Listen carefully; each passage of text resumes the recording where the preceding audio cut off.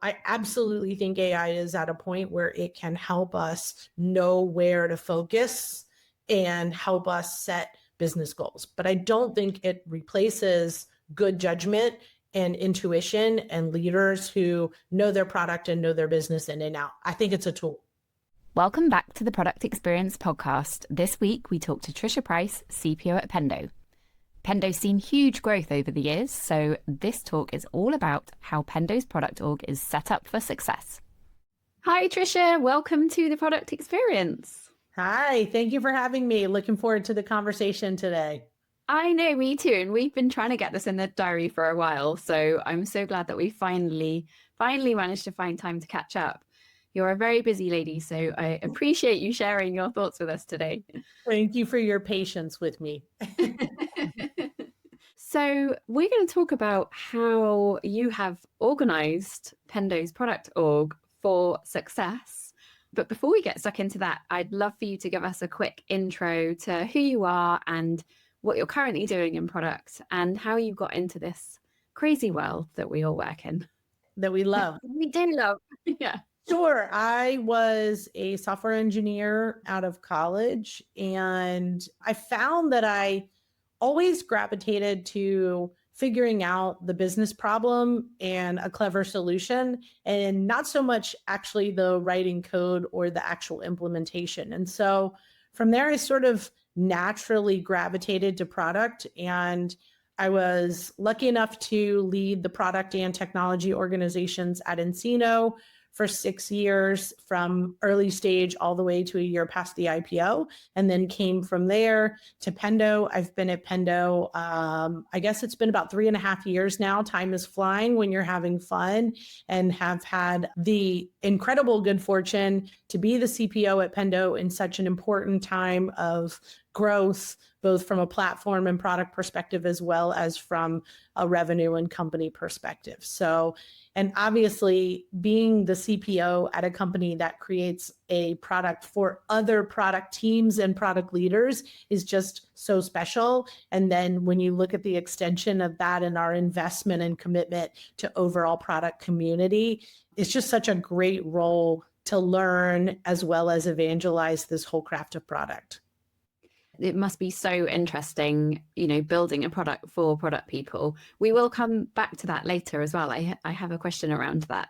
But before we go there, it would be great to kind of understand a little bit about the growth that you've seen in Pendo, like since you've joined and over the last 3.5 years, just to give us an idea of, when we talk about the kind of success that you're setting up your product teams for, like what kind of growth are we talking about? How has the company changed and grown? Yeah, well, our revenue has doubled, more than doubled in the time that I was there. But I'm equally proud of our ability to have such good success in the enterprise. And when I say enterprise, what I mean is if you look back in the history of Pendo, in our early days, we were mostly focused on technology, SaaS companies. But as you know, this craft of product has really transformed to traditional businesses who are focused on digitization of their products and digitization of the engagement of their customers. And so, part of the success that I've seen with Pendo since I got here is really our ability to continue to serve these highly innovative young startup technology companies, while at the same time being able to serve traditional institutions like healthcare and banking. And so that's another thing I'm really proud of. And then probably the thing I'm most proud of is that when I joined, we really were an analytics and guides company, right? We had an analytics product and a guides in-app communication and messaging product. And now the product truly is a platform for product leaders with our launch of Session Replay, with Listen, with the AI features, with Orchestrate, and then most importantly, the intersections between these products. The thing I think we did different as a product organization than other companies I've seen out there is that these different products or modules are all on one platform, but there's these magical moments, these magical intersections between those modules that you can really only get the power of this platform when you're able to use them together. And so that's probably the accomplishment I'm most proud of. I guess the doubling of revenue speaks for itself. The customers are coming and they're staying, obviously. So yeah, big congrats on that front. Thank you. So moving into adjacent markets, launching additional product lines, changing the way things work, that doesn't happen by accident. It's not something that's really easy to do. And we'll get into some of all this, but I'm really curious, what have you changed or introduced into the organization and into the way that product management works at Pendo that help make this more successful? Randy, I'd probably be able to answer the question, what didn't I change? Easier. And why I say that is, I did come in to make change, and there were some great things and great people. And I had this incredible product sitting there to take and expand upon. But we really did change almost everything in terms of new leaders that we brought in, the leaders that are now running the product organization. None of them were here other than Rahul, who's a founder, when I got here. And that's because the biggest thing I did, Randy, was go out and bring people who really understood outcomes. They had a business mind, what I call a commercial mind. And yes, you have to know how to build product and you have to understand the craft of product management. But if you don't know why you're doing it, if you don't understand sales, if you don't understand customers, if you don't understand marketing, if you don't understand the different motions, you can build a lot of great features that do not help you double the size of the company in terms of revenue. So that was the biggest change, was changing this mindset to what I call an outcome-driven organization with outcome-driven leaders. And then you change your processes around that. And how was that received? Or how long did that take as well? Because that sounds like quite a substantial change. Well, I moved pretty quickly. I changed the leadership structure and who was reporting to me, and bringing in the new leaders like Brian Walsh and Nicole Mace pretty quickly. Definitely within 6 months, those changes happened. But for it to really, truly become the way we work and part of our DNA probably took about a year to get to a point where every conversation, every R&D review, every time we were looking at product scope and what we were going to build and what we shipped, in light of our goals, in light of the outcomes we were trying to drive, that probably took us about a year to truly make it part of our DNA. Yeah, I can imagine that it would take a little while. It does. So a key piece of this, though, is you're trying to become outcome driven.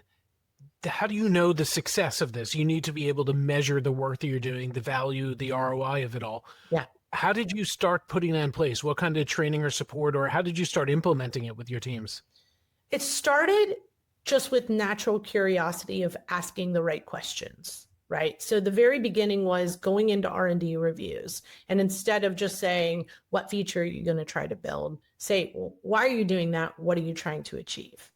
And after that, that was kind of the start, just to introduce it. And then the senior leadership team of product went off site and created a true scorecard and created a true set of outcomes that we were going to measure.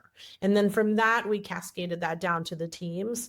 And then we were patient with continuing to ask the questions every time. What are you going to build? Why are you building it? What outcome are you going to drive? And then the next time when we come back and look, did it work? And sometimes it does, and sometimes it doesn't. What worked? Why didn't it work? And then if it didn't work, how does that drive your different decision for the future? Does that mean you need to try harder? You need to iterate? You need to double down? Or does that mean you need to really abandon that idea and go to something else? And so it was really iterative in terms of, creating that culture, teaching people, asking the questions, and bringing in new folks. Like bringing in someone like Nicole Mace, who came from a PLG background, was really good at experimentation, was really good at forcing alignment on a North Star metric for what we were trying to achieve. So it was a little bit of mix of new people and really clear communication about the high level goals, and then constant putting it into practice in our cadences and meetings. That's internal to the product organization, you going in and reinforcing that with your team. But you're an organization that's really heavy on sales. You've got a product-minded founder and CEO in Todd. I'm sure people were coming to you and the other product people all the time saying, can I get this? I just need this to close a sale. Normal stuff for B2B organizations. So this was the communication internal to the product team. How are you enforcing this or reinforcing it external to the team with the rest of the company? Well, you're right that I'm extremely fortunate to work for Todd Olson, who is a product person through and through. And Todd is very long-term strategically minded and truly thinks about the long term, not only the short term. And so I definitely had Todd's support, and I worked hard and spent a lot of time with him to make sure we were aligned on the outcomes and that we were aligned on the way we were thinking and the decisions. Now, because we're in enterprise sales, there are times we say yes to a customer and a commit for a specific customer, but we have a process for it. We have a document that you have to fill out. We have to understand what the opportunity is. We look at it and see, because most times when an enterprise customer is pushing you on something, there are other customers who want that too, right? So going in, making that assessment, making sure we understand what we won't be able to build and what's the opportunity cost. And the few times we've had to say no, Todd's understood it, and so has sales, because we were very clear. But honestly, more times than not, we're able to say yes and still be able to drive our outcomes and our strategy. And I think that's because, number one, when you force the rigor of looking at individual requests and putting some homework on the salespeople, and you have a conversation between product and the prospect before you make the commitment, a lot of times, once you share with them your roadmap and all the other things you're trying to work on, they're like, oh, I don't want that thing. I'd much rather you spend your time on the 10 things you're already thinking of. And so that's another part of the culture that we were able to shift, is you put these really great product leaders and in front of customers. And sometimes they're like, we buy into your vision, right?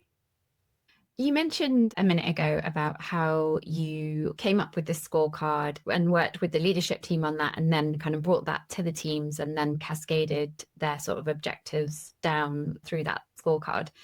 That sounds really straightforward, really sort of simple. But I'm guessing, there's some complexity in actually how you create the scorecard in the first place, and then how you share that with the rest of the organization, and how they then take that and turn that into something like tangible that they can work with in their sort of day-to-day work. What does that process look like?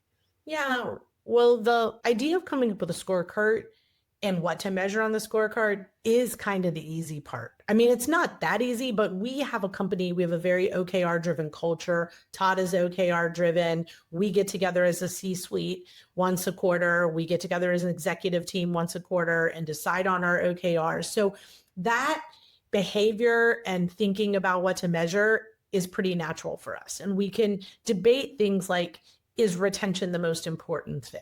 Right? We can debate, is an NPS score important? Is an NPS score important only within a certain segment, right? So we can debate those things. And is there a perfect measurement? There's not, but you can align them. If we were getting ready to launch our new session replay product and we were in beta, the goal might just be, do we have an oversubscribed beta? Then once you get into the beta, are people coming in and using it? And are they using it with frequency? And then you get into, what is the feature that we feel is a value metric where the customer is actually getting value from the product. So then you go to measuring that, right? And those kind of individual metrics move as the product matures and you go through the cycle, but they are all in support of one outcome, right? Which is the success of our new session replay module, which then is going to be around ARR for our session replay. But if you wait to see that ARR is growing, it takes too long, or it's too late when you're not achieving it.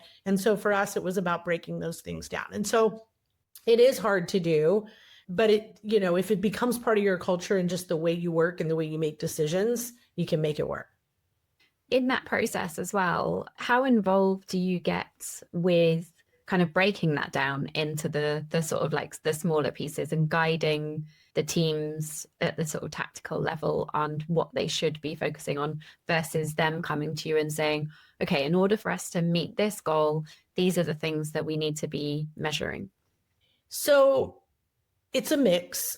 I will say, like, for example, the session replay product that we were just talking about, the amazing product team, Crudy and her team, they came up with the value metric, right? They came up with the fact that, hey, we know if people are sharing the sessions or saving the sessions that they watch, that they got value on them. Just coming in and watching sessions, I mean, that's helpful. If they're not coming in, you got a real problem. But unless they're getting value out of the session and they were able to find a session that actually applied to what the problem was that they were trying to solve, they're not truly getting value. So that metric, that was something that Crudy came up with. And that product team knows that way better than I do, right? Mm-hmm. They're the ones talking to customers every day. They're the ones in the weeds with this product. And so they were able to come up with it. Now, what I would do is talk about the success of the session replay product with the team. And hey, how are we measuring value? How do we know if the beta is successful? How do we know when we're ready to move to GA? What are we looking at? And then I'll go in and I go into Pendo and look at my dashboards every day to see how it's moving and how we're progressing. But actually what that value metric is, the teams are way better at that than I am. So I'm sure not every team hit on the right metric straight away. So can you give an example of a time when a team was focusing on something and said, yeah, let's evolve that? Yeah, actually our analytics team, we put a lot of investment into our Data Explorer, which is our sort of complex query engine for analytics. So you can do ad hoc analytics on your product usage. And our Data Explorer team had this metric of North Star metric of reports run, how many reports were run. But the problem with reports run is if you don't get the answer that you were looking for, you have to run something 3 different times to get it. The other problem with reports run, and you could debate this is a good thing or a bad thing, is once in Pendo you take a Data Explorer report and you put it onto a dashboard, then it's running every time someone goes and looks at the dashboard. Well, maybe that's a good thing, right? Because isn't that the goal? People looking at dashboards and being able to see the data. But there was some funniness to that metric. And you can understand the spirit of it, right? At first glance, of course, we want people to use Data Explorer so the reports run. But if getting the criteria right and the query right meant you had to run it 5 times instead of once, that's probably not the right metric. So you've talked about quant metrics quite a bit. I'm curious about qualitative, or let's talk about fake quant metric first. Is NPS ever a good metric?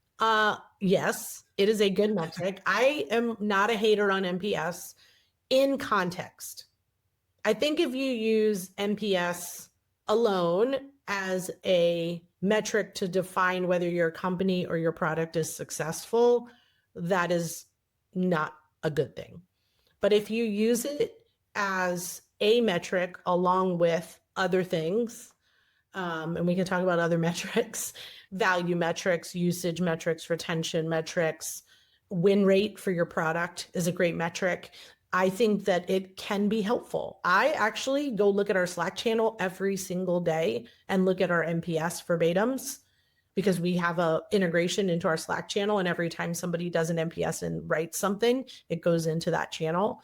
And, it is not a good idea to overreact every single time you see a negative NPS score or a comment, but it can be a little bit of the canary in the coal mine, and like keeping an eye on it and feeling that frustration or that feeling of happiness that your users feel by reading what they say. And then now we use AI to synthesize it and tell us quarter over quarter trends and how they're progressing, and not just the score, Randy, but what they like and what are promoters talking about? What are detractors talking about? And then you combine that with, well, are your promoters first-time users, or are they the ones who've been around forever and know your product? And then you can start to realize you have a problem with first-time users. You have a problem with this one persona. So I think when you combine it with all the other metadata and pieces, it's a great thing. It's a great tool.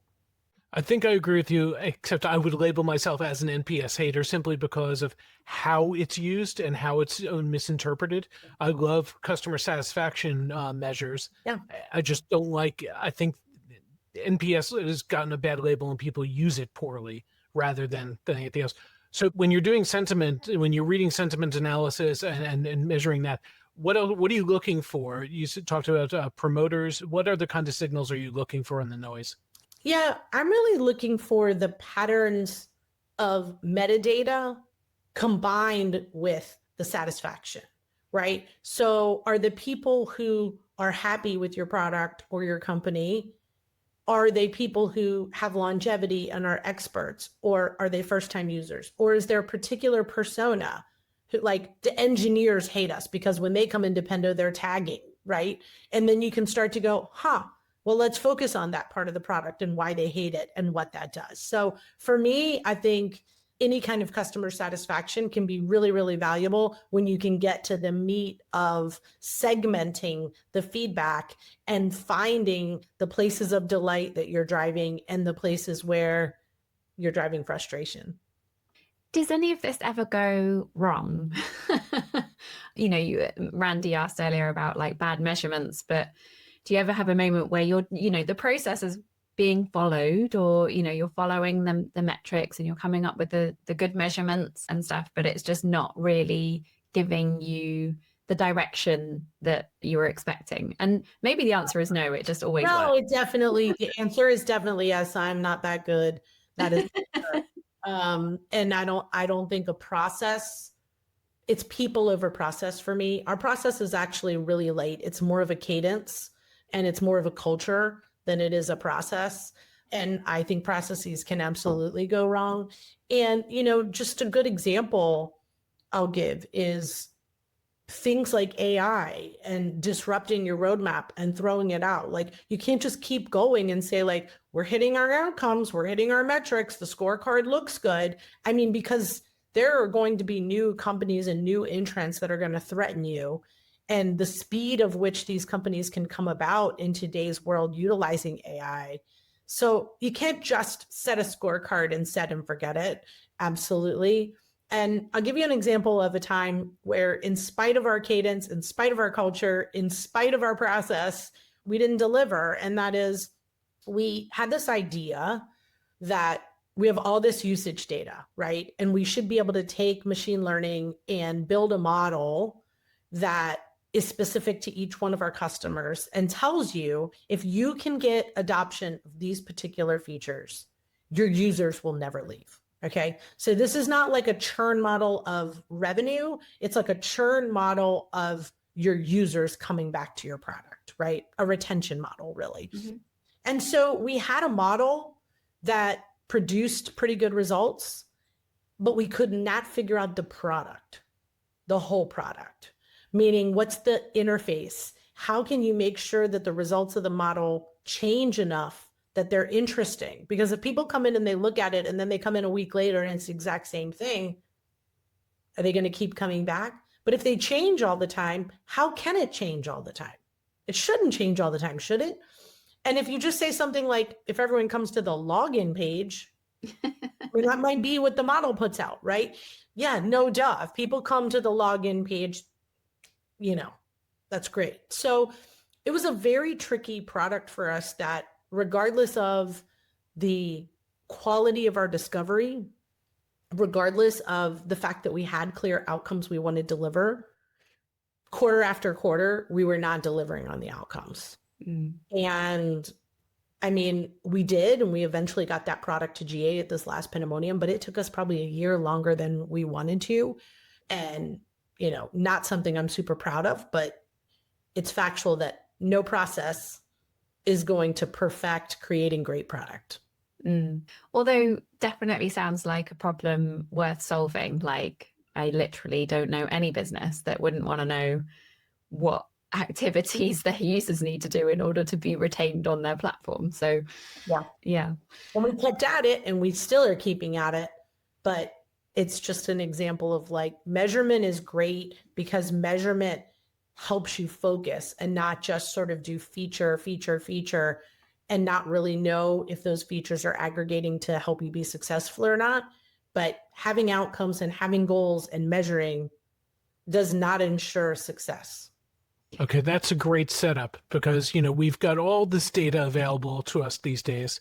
Everyone is trying to look at it and synthesize it and figure out the best way of looking at it. Are we at the point where it's easier, or where it's possible, really, to just throw this all into some AI tooling and say, hey, what should our goals be? What is the right data? What are the right dashboards and metrics for us? So I'm going to answer that in two parts. I absolutely think AI can help us identify the right goals. At Pendo, we have a great data science team. They go in and they look at Pendo usage. They combine that with our data from Salesforce, and they help us look at things like risk list of customers, great customers to come back and upsell new products to based on what they're doing, using, how they're engaging with us. And they also help us with revenue forecasting. So they absolutely were at a point where AI can help us set business goals. We also are using AI quite a bit in Pendo to help us understand customer sentiment, to help us understand the feedback.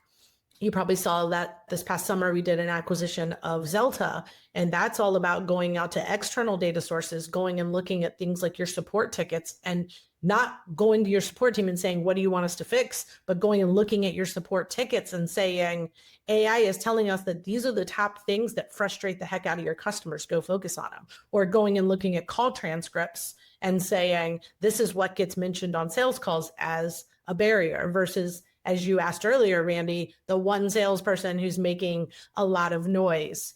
And so I absolutely think AI is at a point where it can help us know where to focus and help us set business goals. But I don't think it replaces good judgment and intuition and leaders who know their product and know their business in and out. I think it's a tool. If you've only got one salesperson making a lot of noise, you should count yourself lucky. Oh, I have many. Yeah, I've been to one of the Pendo parties. They're The Pendo, aren't they? They're a rowdy bunch. I swear, they're great. In the funnest possible way. Yes, for sure. And speaking of which, and I know Randy sort of mentioned this earlier, but in terms of being very sort of measurement led and outcome led, how do you make sure that that's how like the whole organization is working and not just the product org? Well, lucky for me, and maybe it's not luck, maybe it's where I was attracted to work, or part of why outcomes became such an important part of the product team, is that Todd and our entire company's cadence is very OKR driven. And Todd also has a firm belief in alignment of goals and outcomes over process, cadence over process. So we have very strict cadences that we all come to spend time together. And we have a clear set of goals and OKRs when we come out of those as a company. And then those flow through to product. And so for me, it really wasn't about going out and trying to convince everybody that this is the right way to do things. It is a part of our company culture.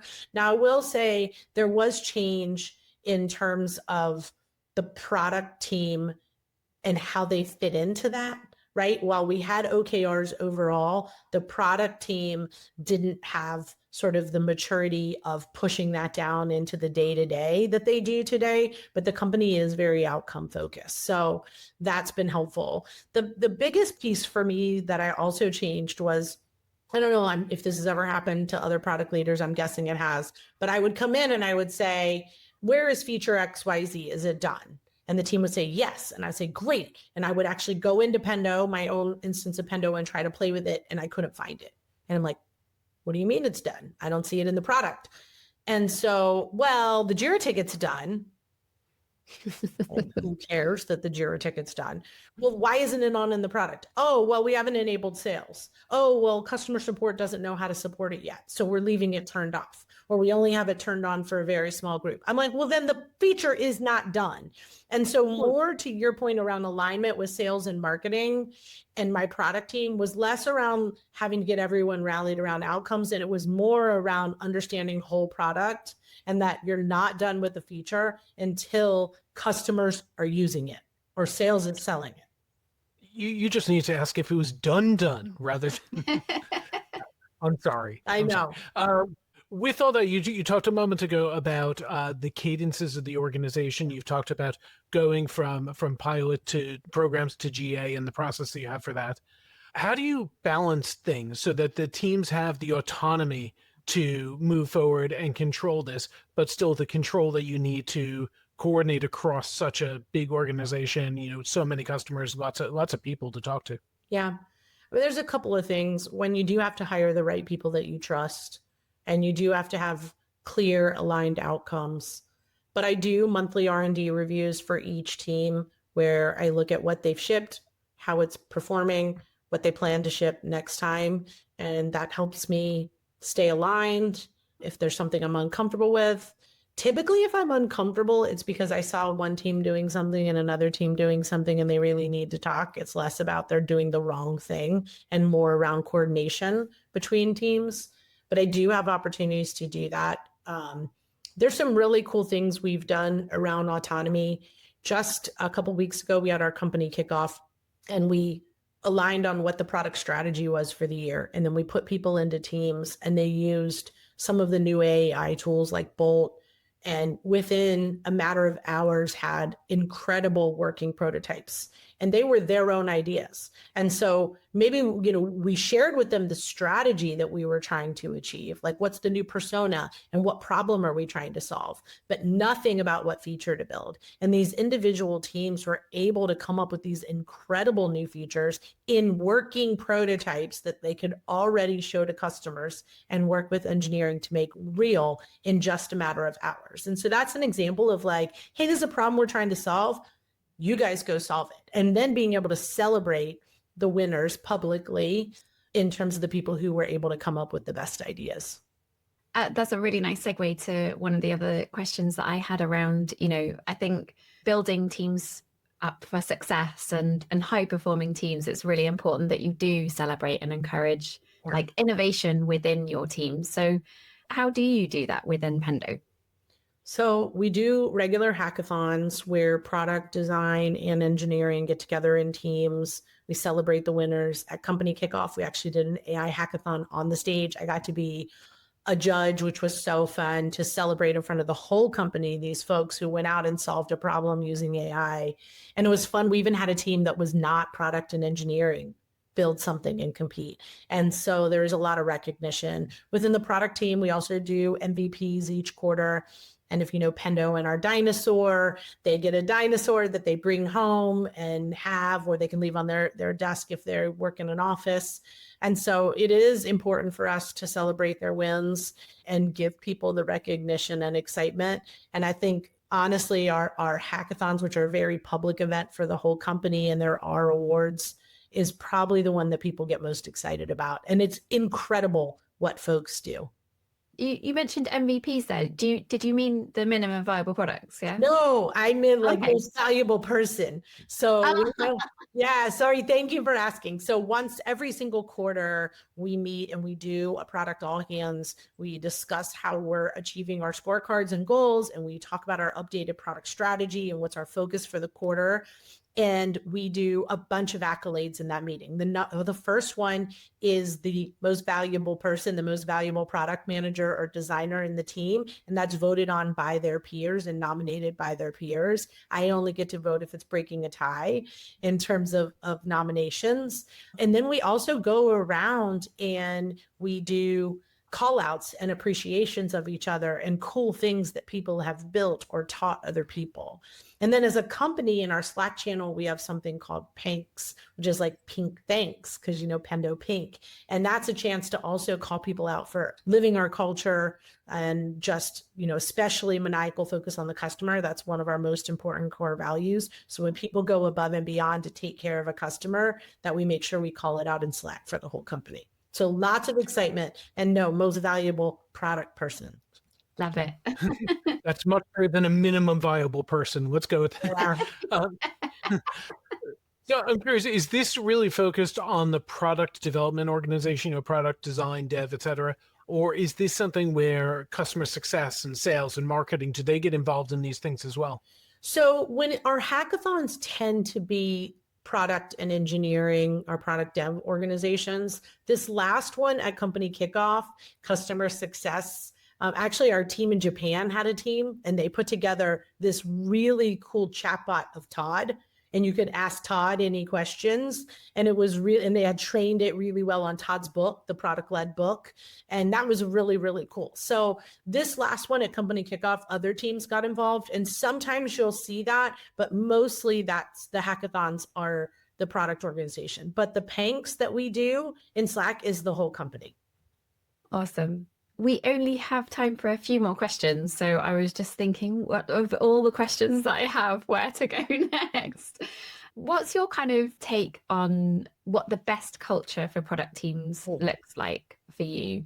It sounds like it's an amazing culture at Pendo, and kudos to you. You're obviously like creating this amazing space for everyone. But yeah, how would you summarize like the best culture for product teams? Well, I think the number one is that they're customer obsessed, right? I think they have to be outcome focused. I think they have to be innovation focused, but they have to be customer obsessed. And if you're customer obsessed and your end user is your North Star metric and their success with your product, with what you're doing, the other things will fall. So to me, that maniacal focus on the customer as part of our core value is the most important part of our culture. If you're building a product and you haven't talked to customers, if you haven't done customer discovery, I think that's a scary place to be for sure. Is that like a learned trait, or is that something that just comes naturally for people? I think some people it comes naturally, but I can also say that some people can get too bogged down in discovery. Now, I don't think you can get too bogged down in being customer obsessed, but you can get too bogged down in discovery and trying to iterate and trying to get the perfect solution when now you can just go and create things and do it and then get customer feedback and iterate on it. But I think that it's just a culture. It's just like, that's what's important, kind of constantly asking the questions and rallying around when there's a customer problem. I have an example where I was at an event for one of our investors and a CPO came up to me and said, when are you going to fix your product? And I was like, oh, what? Sorry. And he said, actually, like, let me just get you in touch with, one of my main users of Pendo. And I got on the Zoom with her. And the first thing she did was say, I'm not going to talk. I want you to watch this dashboard load. And the dashboard took several minutes to load. And she sat there and made me watch it. And it was incredible. Like, thank you. And I said to her, this is a gift. This feedback is a gift. And it was this weird edge case, which is why our performance tools weren't catching it, which is why we didn't notice, because it wasn't happening to most of our customers. It was very specific to something this particular customer did. But our teams rallied around it and not just fixed it, but followed up weekly and made sure it stayed that way. And I was so proud. Like, I'm not ashamed of the fact that we had a mistake and we had a problem. I'm proud of the way that the teams rallied around the particular customer to make it successful. I'm going to reference one of our old episodes when you said about teams getting stuck in discovery. We talked with Faith Forrester a while back, and she has this great matrix of risk versus opportunity. Yeah. And when the level of risk is low and the opportunity is well understood and big enough, ship it and learn that's the whole culture. And yeah, there are definitely times when you need to be more careful, go through a stage gate process or really go through reviews. But there are times when if you can make the risk low enough, shipping it is the fastest and most expedient way of learning anything. So it is. It's funny, when we were getting ready to launch our session replay product, we had a number of customers we were allowing into our beta. And I'll never forget, Todd came in and he said, Trisha, triple it. And I was like, oh, but what if? And he's like, what if? It's a brand new product. Go. And we never would have had the success we had as quickly as we had with that product if we hadn't been able to take that risk. And he really pushed us to get out of this what if something goes wrong mode and get into this what if things go right mode. I think we've got time for one last question, and we wouldn't be doing our job right if we didn't ask you this one. So you're in an enviable position in that your customers, I mean, you've got great customers, but a lot of them are product organizations or represent product organizations in other companies. What have you learned from talking to them? Give us one or two lessons that you've taken back to Pendo and to your own practice from talking to other customers. I'm so fortunate because I get to spend time with some of the most sophisticated product organizations in the world and organizations that are really just now transitioning from sort of BA, business analysis, project management to this product mentality. And I learned from each and every one of them. And, I was spending time with what I'll call like a traditional business or a traditional organization that's in the middle of this transition recently. And they said to me, like, Trisha, it's great. Your dashboards are amazing. You showed me all these widgets that you create for your team, but like, we don't know where to start. We don't know what to measure. Like, we're getting ready to do a product launch. We're trying to improve retention. We don't even know what dashboard to go create, right? And you're sitting here and you teach us how to use Pendo and you talk about all these things, but like, what do we go create the dashboard of? And you have this learning moment of realizing that all these different amazing product managers and product leaders are on a different journey of sophistication and on a different journey of what's important to their organizations, and to kind of like take a moment and realize that. And it's actually what drove our dashboard templates feature. I'm really curious now to know what percentage of people are on different levels of sophistication. Yeah, it's probably like most bell curves, right? Like, you've got a very few that are just incredibly sophisticated with their cadences, with sort of their operating models, with how they do discovery, how they do innovation, and how quickly they can move and drive proper outcomes. Because you can move quickly and not double ARR, right?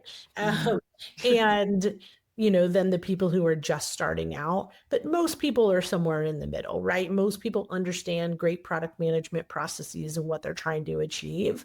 But we're all trying to get better at our craft all the time. And I think AI is changing what good looks like and what sophistication looks like right now too. That's a very good point. Trisha, it's been so great talking to you today. Thank you so much for sharing such a deep insight into how the Pendo product world works.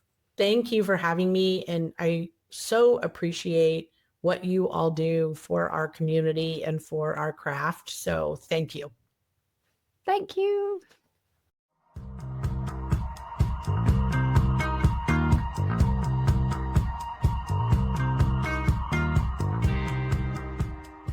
The Product Experience hosts are me, Lily Smith, host by night and Chief Product Officer by day.